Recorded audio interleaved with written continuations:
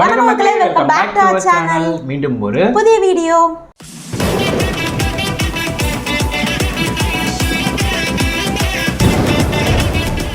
So இந்த வீடியோவில் நம்ம எதை பற்றி பார்க்க போகிறோம்னா, நம்ம போன வாட்டி தமிழ்லண்டா தக் லைஃப் ஒன்று போட்டிருந்தோம். அதில் வந்துட்டு நம்ம ராஜராஜ சோழனை பற்றி ஒரு வீடியோ வந்துருந்துச்சு. அது என்ன 40,000 கோயில் வந்து கட்டியிருந்தாரு. நம்ம 40,000 கோயில் கட்டியிருந்தாருன்னு அதை பார்த்தோன்னே நான் எல்லாம் வாயை பொழுது பார்த்தேன். 40,000 கோயில், அவ்வளோ ஒரு கோயில் 2 கோயில் வச்சுட்டே சமாளிக்க முடியாமல் திணறிட்டு இருக்கும்போது ஒரு 40,000 கோயில் எப்படி கட்டினார். அப்போ நான் அதில் சொல்லியிருந்தேன், எப்படியாச்சும் ராஜராஜ சோழனோட ஹிஸ்ட்ரியை வந்து நம்ம தெரிஞ்சுக்கணும் அப்படின்ட்டு. ஸோ அப்படி தேடிட்டு இருக்கும்போது தான் இந்த வீடியோ என் கண்ணில் பட்டுச்சு. தமிழ்லண்டா ராஜராஜ சோழன் தக் லைஃப் அப்படின்ற ஒரு வீடியோ என் கண்ணில் பட்டுச்சு. ஸோ அதனால இந்த வீடியோ எடுத்துகிட்டு வந்திருக்கேன். ஸோ வீடியோ பிடிச்சிருந்தா அப்படின்னா மறக்காம கீழே ரெட் கமெண்ட் பண்ணுங்க. வீடியோ பிடிக்கல அப்படின்னா பிளாக் ஹார்ட்ல கமெண்ட் பண்ணுங்க. மறக்காம வீடியோக்கு ஒரு லைக் பண்ணிருங்க, சேனலை சப்ஸ்கிரைப் பண்ணிருங்க, பக்கத்தில் இருக்க பெல் ஐக்கானையும் ப்ரெஸ் பண்ணிருங்க. அப்பதான் நாங்கள் போகிற வீடியோட நோட்டிஃபிகேஷன்ஸ் எல்லாம் உங்களுக்கு உடனுக்குடன் வரும். ஓகே, இப்போ நம்ம வீடியோவை ஸ்டார்ட் பண்ணிடலாமா? ஸ்டார்ட் பண்ணிடலாம்.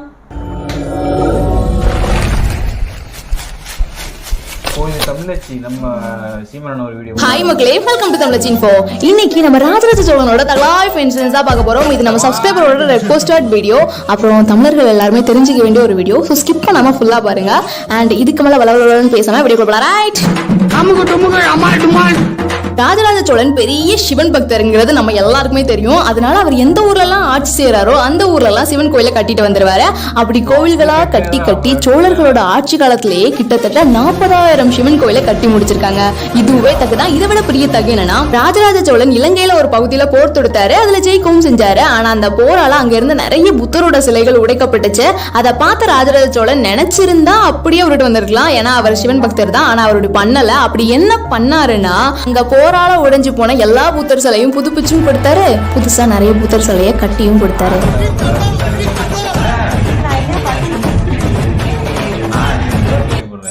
உலகத்திலேயே சோழர்கள் தான் அதிகமான ஆண்டு ஆட்சியில இருந்தவங்க. அதே மாதிரி கடல் கடந்து ஆட்சி செஞ்சவங்க. அதுலயும் குறிப்பா ராஜராஜ சோழன் அப்பவே பிலிப்பைன்ஸ், மால்தீவ்ஸ், இந்தோனேஷியான் எல்லா இடத்துக்கும் போய் பயப்படாம ஆட்சி செஞ்சாரு. இதுக்கு ஆதாரமா ராஜராஜ சோழன் 1000 வருஷத்துக்கு முன்னாடியே தமிழர்களோட அடையாளம் எப்பவும் எல்லா பக்கமும் நிலைச்சி இருக்கணும்னு இந்தோனேஷியால நுழைவாயில் கட்டினாரு.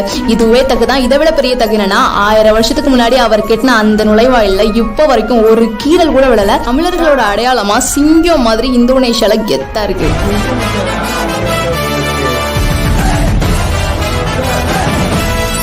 ராஜராஜ சோழனுமே சிங்கம் மாதிரி தான் இருந்தாரு. எதுக்காக அப்படி சொல்றேன்னா, தன்னோட நாட்டுக்கு தாமட்டுதான் ராஜான்னு கெத்தா வாழ்ந்தாரு. உதாரணத்துக்கு ஒண்ணு சொல்றேன். நமக்கே தெரியும், அந்த காலத்தோட ஆட்சியில ஒரு அரசருக்குள்ள நிறைய குறுநில அரசர்கள் இருப்பாங்க. அந்த குறுநில அரசர்களுக்குள்ளேயே நிறைய சண்டை வரும். அந்த சண்டையால போரையே கோட்டை விட்டுருவாங்க. ஆனா ராஜராஜ சோழன் ஆட்சி காலத்துல அப்படி எந்த பிரச்சனையுமே இருந்தது இல்ல. குறுநில அரசர்களால அவர் எந்த போர்லையும் தோத்ததும் இல்ல. எப்படின்னா, அவரோட ஆட்சி காலத்துல குறுநில அரசர்களை அவர் சேர்த்துக்கிட்டதே இல்ல. கொடி பறக்க வேண்டிய இடத்துல வேற எவன் கொடிடா பறக்கும்.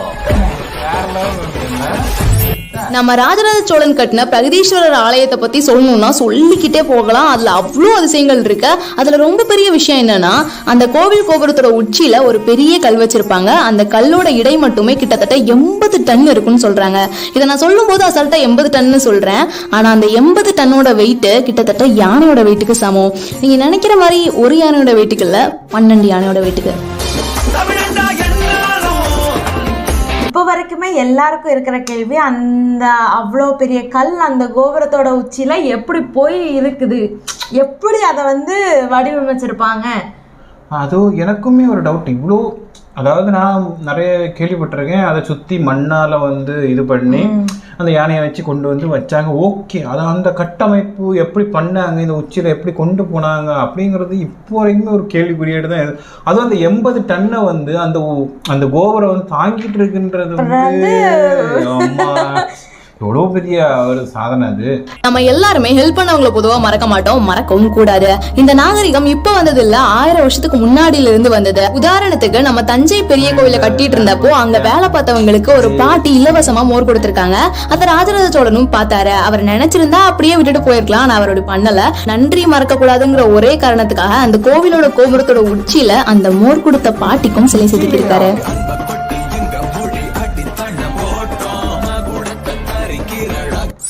பொதுவா அப்ப உள்ள தமிழ் அரசர்கள் எல்லாருமே அவங்களுக்கு தேவைப்பட்டாதான் படையை உருவாக்குவாங்க. ஆனா ராஜராஜ சோழன் அப்படி கிடையாது. ஒரு விசுவாசமான படையை எப்பவுமே கூட வச்சிருப்பாரு. படைனா நீங்க நினைக்கிற மாதிரி சாதாரணமா இல்ல. 3 யானைப்படை, அதுல ஒரு யானைப்படையில 300 இருந்து 500 யானைகள் இருக்கும். அப்புறம் 3 குதிரைப்படை, அதுல ஒரு படையில 500 இருந்து 1000 குதிரைகள் இருக்கும். அப்புறம் 6 காலான் படை, அதுல ஒரு படையில 2000 இருந்து 3000 தமிழ் வீரர்கள் இருந்தாங்க.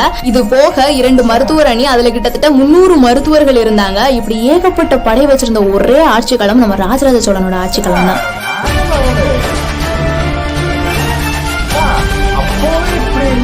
ராஜராஜ சோழனோட வரலாறை படிச்ச அப்புறம் கூட சிலர் சொல்றாங்க அவர் படைங்கிற பேர்ல தமிழ் மக்களை கொடுமைப்படுத்தினாருன்னு. அட போங்கடா, ராஜராஜ சோழன் கடல் கடந்து பல நாடுகளை வென்றாரு.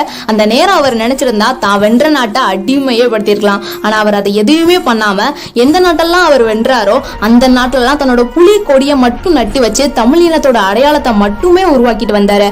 இப்ப சொல்லுங்க, அவரா தமிழ் மக்களை அடிமைப்படுத்திருக்க போறாரு? இதை கேட்ட பிறகு கூட யாராச்சும் சொல்லட்டும் அவர் தமிழ் மக்களை அடிமைப்படுத்தினாருன்னு. இங்கிலீஷ் பேசினாலும் தமிழன் தான்.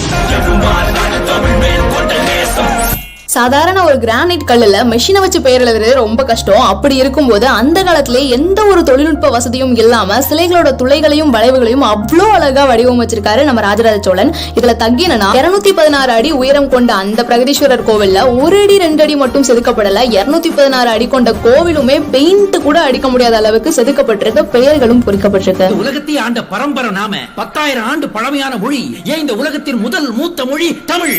நம்ம எல்லாரும் ஷாஜகான் மும்தாஜுக்காக கட்டின தாஜ்மஹாலை உலக அதிசயத்துல ஒண்ணுன்னு போட்டுட்டு இருக்கோம். ஆனா அதுக்கு முன்னாடியே நம்ம ராஜராஜ சோழன் அவரோட ஒய்ஃபுக்காக ஒரு பேலஸே கட்டி வச்சிருக்காரு. அது எங்க இருக்குன்னா குஜராத்ல சித்பூர்ங்கிற இடத்துல கிட்டத்தட்ட 9 கிலோமீட்டருக்கு ஒரு பேலஸ் இருக்குன்னு சொல்றாங்க. இந்த பிக்சரை பார்க்கும்போதே நமக்கு தோணும் இப்போ உள்ள இன்ஜினியர்ஸை விட அப்போ உள்ள இன்ஜினியர்ஸ் பயங்கரமா யோசிச்சு கட்டியிருக்காங்கன்னு. பட் இது உண்மையான எனக்கு சத்தியமா தெரியல. விக்கிபீடியால கொடுத்திருந்தாங்க, நானும் அதை படிச்சு சொல்றேன், அவ்வளவுதான். எனக்கு உண்மையா இல்லையான்னு தெரிஞ்சவங்க தயவு செஞ்சு கமெண்ட் பண்ணுங்க. அப்படியே அது உண்மையா இல்லாட்டாலும் தாஜ்மஹால் உலக அதிசயம் சொல்றதுக்கு 1000 வருஷத்துக்கு முன்னாடி கட்டின நம்ம பிரகதீஸ்வரர் கோவிலே உலக அதிசயம்னு சொல்லாங்க. இத நம்ம ராஜ்மோகன் அண்ணா சூப்பரா சொல்லுவாரு. இப்ப உலக அதிசயம் கேட்டா தாஜ்மஹால் அது கல்லறை, சமாதி அல்லது இத்தாலியில இருக்க சாஞ்ச கோபுரம்னு சொல்றாங்க. ஒரு கோபுரம் சாஞ்சு போச்சுன்னா அப்புறம் எப்படி அது உலக அதிசயம்? நான் சொல்வேன், 1000 ஆண்டுகளை தாண்டி புயல், மழை, வெள்ளம் எல்லாத்துலயும் 1/2 இன்ச்சு கூட நகராம நெஞ்சை நிமிர்த்தி இருக்கிறதே தஞ்சாவூர் பெரிய கோயிலின் கோபுரம். அதுதான் உலக அதிசயம். அதை கட்டிய ராஜராஜ சோழன் தமிழ் சமூகத்தின் மாபெரும் அதிசயம்.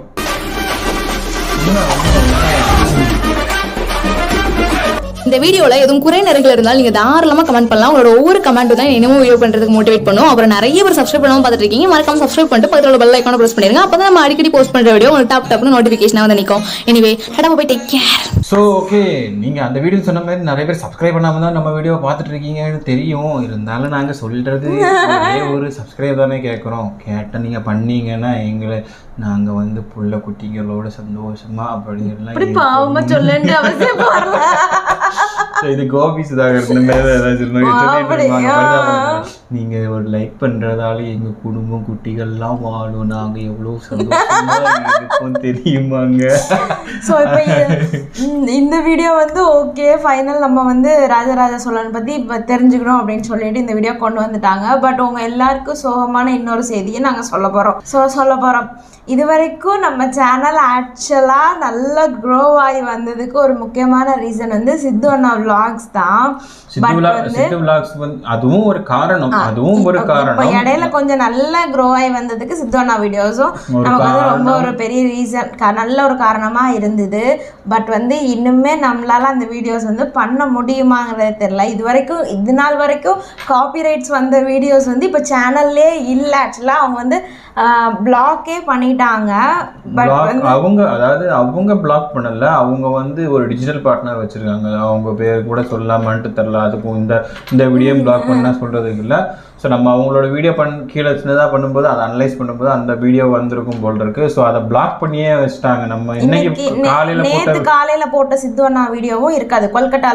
கொல்கட்டா எபிசோட் 4 வந்து இருக்காது. 4 அதையுமே வந்து பிளாக் பண்ணி விட்டுடுச்சு. எப்போதும் காப்பிரைட் கொடுப்பாங்க. சரி காப்பிரைட் தானே, நமக்கு ஒன்றும் பிரச்சனை இல்லை, ஸோ வியூஸ் போகட்டும்னு நம்ம விட்டுருப்போம். பட் வந்து இப்போ வந்து டோட்டலாக சேனல்லே வீடியோஸ் வந்து இருக்காது. நாங்கள் எதையுமே தூக்கி விடலை. இன்னைக்கு கூட ஒரு நண்பர் கேட்டிருந்தாப்புல இன்னைக்கு இல்லை நேற்று கூட ஒரு நண்பர் கேட்டிருந்தாப்புல, அண்ணா நான் அந்த சித்தோண்ணா வீடியோ பார்க்கல, நீங்கள் ஏன் டெலிட் பண்ணீங்க அப்படின்னு கேட்டிருந்தாப்புல. நானும் அவருக்கு வந்து கமெண்ட் பண்ணி விட்டுருந்தேன், நாங்கள் டெலிட் பண்ணல, அவங்களே பிளாக் பண்ணிட்டாங்க, ஸோ அதனால் அதை எங்களுக்கு திரும்ப அப்லோட் பண்ண முடியுமான்னு தெரில அப்படின்னு சொல்லியிருந்தேன். ஸோ பண்ணி பார்ப்போம், இனிமேல் வரதை முடிஞ்ச அளவுக்கு பண்ண ட்ரை பண்ணுறோம். பட் ஆனால் பிளாக் ஆச்சுதுன்னா அது வராது. ஸோ அதனால் யார் எங்கள் மேலே கோவப்படவோ எதுவுமே பண்ண வேண்டாம். எங்களால் முடிஞ்ச அளவுக்கு காப்பிரைட் வந்ததுன்னா நம்ம பண்ணலாம். நம்ம இப்போ பண்ணி போடுறதுனால ஒன்றும் பிரச்சனை இல்லை. காப்பிரைட் வரதுனால எங்களுக்கு அதில் எந்த பிரச்சனையுமே இல்லை. எங்கள் சேனலில் வந்து நீங்கள் பார்த்தீங்கன்னா முக்கால்வாசி வீடியோவுக்கு வந்து காப்பிரைட்ஸ் தான் இருக்கும். நம்ம பரிதாபங்கள் சேனல் ஆகட்டும், நம்ம இவங்க சித்து வீடியோஸ் ஆகட்டும், அப்புறம் நிறைய சேனல்ஸுக்கு வந்து நமக்கு காப்பிரைட்ஸ் இருக்கு. பட் ஆனால் எங்களுக்கு வந்து பிரச்சனை இருக்காது. பட் இது பிளாக் ஆகுறது அப்படின்றப்போ வந்து வீடியோ வந்து சேனல்லே இருக்காது. நாங்கள் தான் வீடியோ வந்து ரிமூவ் பண்ணிட்டோம் அப்படின்னு சொல்லிட்டு நிறைய பேர் வந்து கேட்குறீங்க. பட் நாங்கள் ரிமூவ் பண்ணலை, சேனல்லே இல்லை, வீடியோஸ் வந்து பிளாக் ஆகிடுது. ஸோ அதனால் இனிமேல் சித்து அண்ணா வீடியோ வந்து எனக்கே ரொம்ப மனசு கஷ்டமாக தான் இருக்குது. ஏன்னா ரொம்ப ஜாலியாக ரொம்ப நாங்கள் என்ஜாய் நான் ரொம்ப குஷியாக வருவேன். வீடியோ எடுக்கிறோம், சித்து அண்ணா வீடியோ எடுக்கிறோன்னா பயங்கர குஷியாக, சரி கொஞ்சம் ஒரு 20 நிமிஷம் நல்லா விழுந்து சிரிக்கிறாங்கிற குஷியில் வருவேன். பட் இப்போ வந்து கொஞ்சம் சேட். ஓகே, நம்ம கொஞ்சம் பார்க்கலாம், பார்த்துட்டு நம்ம பண்ணலாம். நான் பண்ணுறத சித்துவண்ணா நீங்கள் இந்த வீடியோ பார்த்தீங்கன்னா தயவு செஞ்சு எங்கள் வீடியோக்கு கொஞ்சம் கன்சிடர் பண்ணுங்க. எங்கள் வீடியோக்குன்னு இல்லை, எங்களை மாதிரி நிறைய பேர் உங்களோட வீடியோஸ் எடுத்து பண்ணிகிட்டு இருக்காங்க. எங்கள் நண்பர்கள் நிறைய பேர் கூட பண்ணிகிட்டு இருக்காங்க.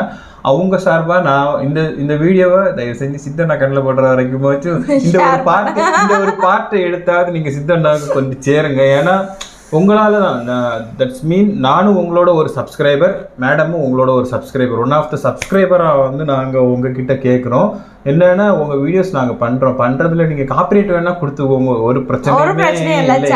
பிளாக் மட்டும் பண்ண வேண்டாம், பிளாக் மட்டும் பண்ணாதீங்க. ஏன்னா உங்கள் வீடியோ பார்த்து நாங்கள் சந்தோஷப்படுறதும் மக்கள் அவங்களும் சந்தோஷப்படணும் அப்படிங்கிறதுக்காக தான் நாங்கள் உங்கள் வீடியோ எடுத்தே பண்ணுறோம். ஸோ அதனால் நீங்கள் கொஞ்சம் கன்சிடர் பண்ணி உங்கள் பார்ட்னர்கிட்ட கொஞ்சம் சொல்லி நீங்கள் வந்து எங்கள் நண்பர்களும் நிறைய பேர் இதை பண்ணி இதில் வந்து எங்களுக்கு எந்த விதமான ஒரு பயணம், அதாவது இதனால் எங்களுக்கு வந்து ஒரு சந்தோஷம் கிடைக்கும். அதனால தான் நாங்கள் வந்து பண்ணுறோம். ஸோ அதனால் சித்தோண்ணா நீங்கள் இந்த வீடியோ பார்த்தீங்கன்னா கொஞ்சம் கன்சிடர் பண்ணுங்கள். எங்கள் நண்பர்களுக்காக நான் கேட்டுக்கிறேன். இதை ப்ளீஸ் தயவு செஞ்சு இதை சித்தோண்ணா கண்ணில் படுற வரைக்கும் கொஞ்சம் கட் பண்ணி ஷேர் பண்ணி விட முடிஞ்சா உங்களுக்கு வந்து புண்ணியமாக போகும், நீங்களும் பார்த்து ரசிப்பீங்க. அதுக்காக தான் சொல்கிறோம்.